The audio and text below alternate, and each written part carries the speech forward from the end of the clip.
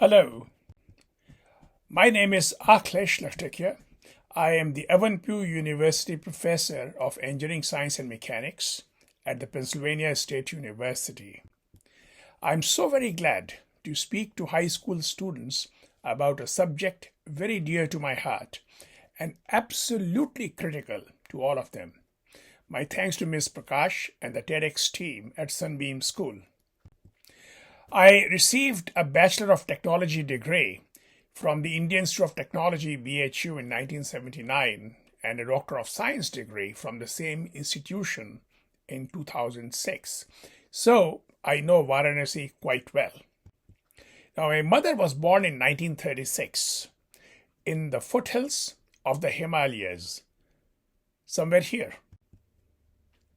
There was a train station. Just one train stopped there every day.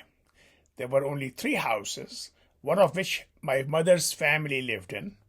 As I recall very clearly, my mother telling me numerous times during my childhood, she was born in a jungle.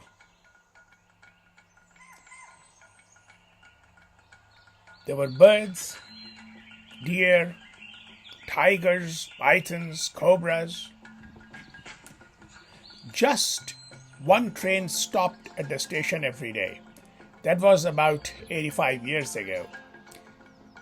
Fast forward to 1995.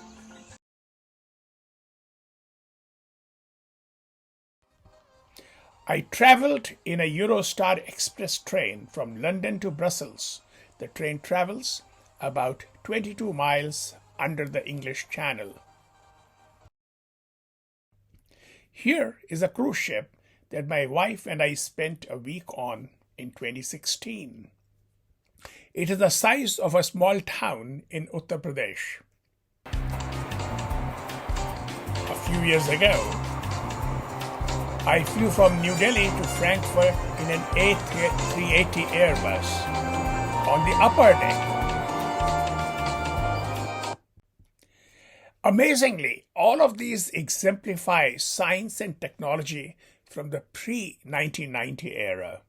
Propulsion systems, chemicals, polymers, structural materials, and then microwave and optical communication systems, electronic circuitry, medical drugs, and more. All of them were developing very well before 1990 and have continued to develop further. 1990 was a watershed. Biotechnology expanded rapidly because of the ability to engineer genes, proteins, and cells. The ability to make and manipulate matter at the nanoscale became inexpensive, pervasive, and ubiquitous. Massive amounts of easily available information began to change the nature of education and social interactions. And to study and affect specific functions of the brain in real time is rapidly becoming routine at major research institutions throughout the world. Individually, each of these 4 developments is remarkable, but their confluences and synergies are even more breathtaking. See what's beginning to come up. The Internet of Things is already here in a rudimentary form. Appliances in households talk to each other as well as to vendors and repair personnel. Distributors order products from suppliers. Assemblers order parts from ancillary industries, and those parts are delivered just in time, and so on. Decisions that are taken by artificially intelligent agents in such a way as to explain the underlying logic and to incorporate ethical and social concerns. Expert systems for monitoring and rapid diagnosis of pathologies in structures, whether animate or inanimate, as well as to actuate and administer appropriate curatives. Medicines that are tuned to the genetic makeup of a patient. If these developments continue, fewer workers will be needed, not even professors, because machines will make discoveries for us. And for the first time in human history, we shall be free from the essence of being human. And what is that essence? Unceasing toil. It will be a party time all the time. A glorious post-human future awaits us. We are all shareholders in the Homo sapiens Corporation, whose employees have worked long and hard to arrive at this stage. The shareholders should be paid dividends, perhaps in the form of universal basic income. Could this happen? I was born in 1957. During my lifetime, the human population has doubled, and so has the population of cows, buffaloes, goats, and sheep. Carbon dioxide emissions per year have quadrupled, and the globally annually average temperature has climbed about 1 degree Celsius. Look at all three graphs together to appreciate the correlation between population growth, carbon dioxide emission growth, and temperature rise. The year 2020 was the second warmest year on record, just after 2016. Why did this happen? During the last 40 years, airline travel has expanded exponentially. Per capita meat consumption grew by 50%.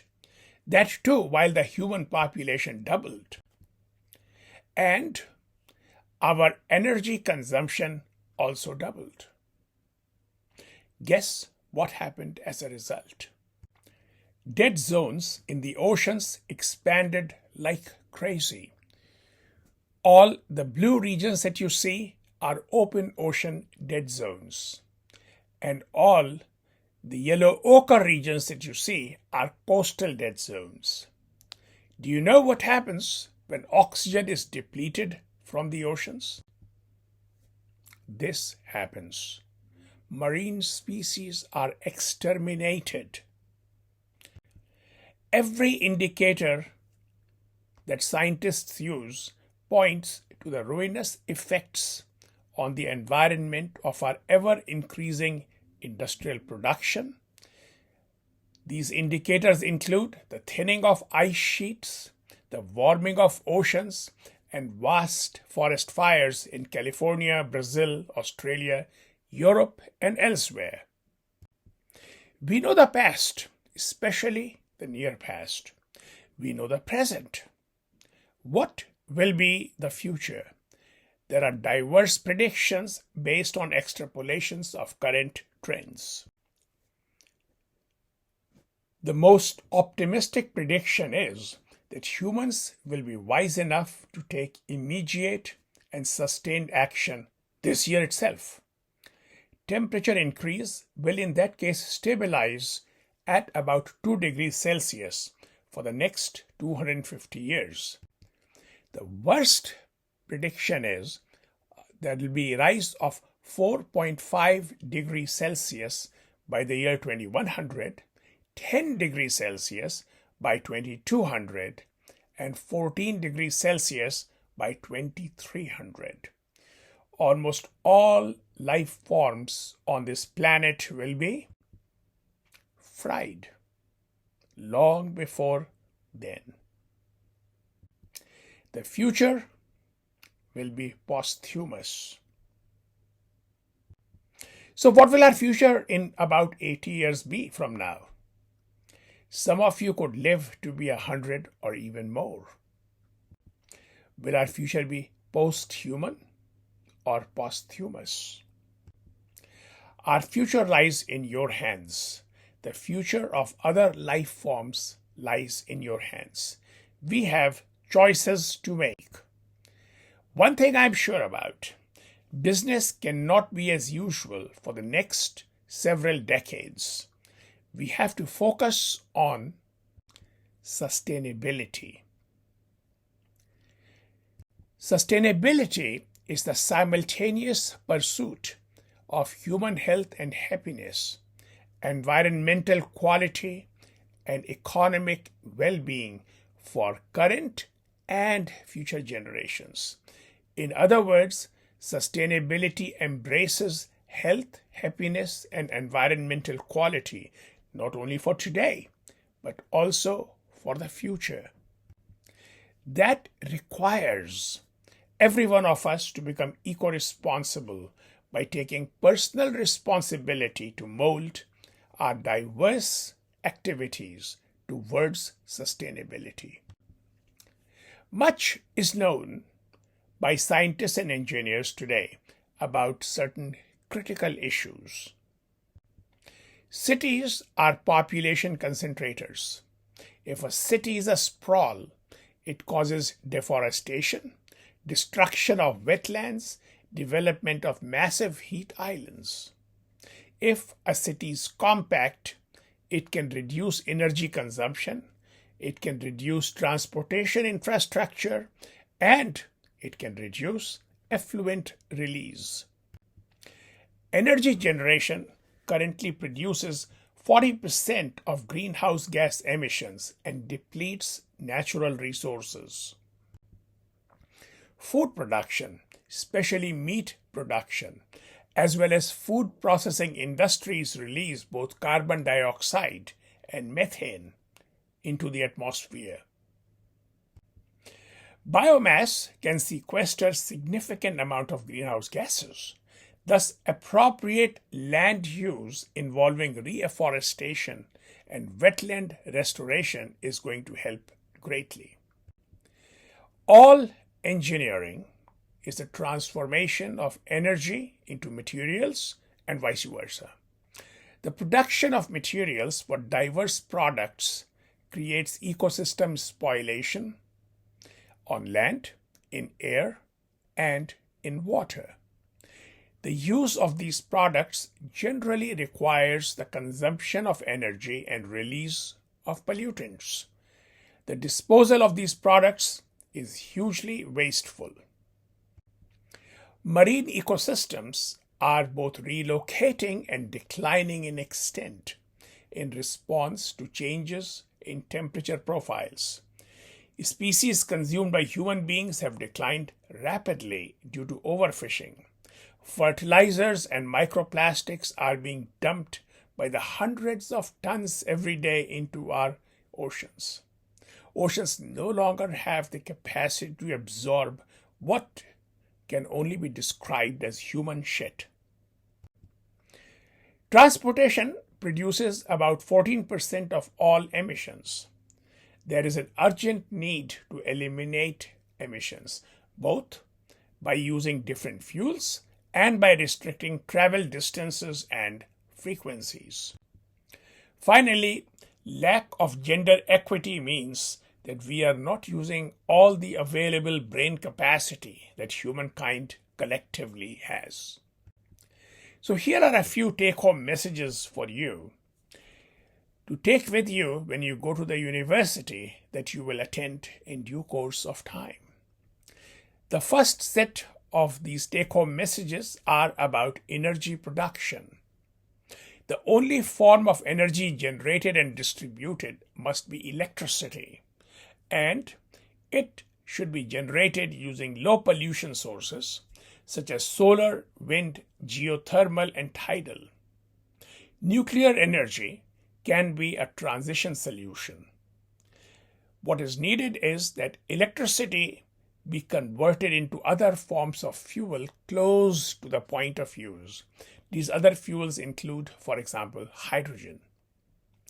And then massive decentralization of electricity production is necessary, especially at the microwatt level. What that means is that use solar cells wherever you can. Also, we must practice circular economy for materials. Every process will produce some waste materials and energy. those must be used in other processes. This will delay resource depletion and reduce overall waste to be disposed of. We must plant tall trees on the borders of agricultural fields to conserve soil and sequester carbon dioxide. This is being tried in West Africa with success, and now there are farmers in Iowa that also claim success with this technique. Farmers must diversify crops and also leave the ground fallow to recover for agriculture in the next cycle. This is age-old wisdom that seems to have been forgotten in many countries. Kelp and seaweed must be farmed for providing habitat to marine species and as also human consumption. Get your proteins not from livestock but from plants, or if you can, eat lab-grown meat. Make cities compact and vertical. Sprawls are hugely wasteful. Make intelligent buildings and cities with self-repairing structures. What will be the future of life on our planet? Nobody knows. But I have high hopes that we will work eco-responsibly towards sustainability. So my message to all of you is, don't look towards the generation of your parents and grandparents. That includes me. Collectively, we made a mess of things by not taking the right steps to protect the biosphere. Instead, look towards each other. Work cooperatively for the welfare of all humanity, indeed, of all living beings. Make this place a better place, not only for yourself, but for the generations to come. Indeed, a very wise man told us about 80 years ago that we hold our planet in trust for future generations. That is sustainability. Today is his birthday. Take his exhortation to heart and don't let the temperature rise. Thank you.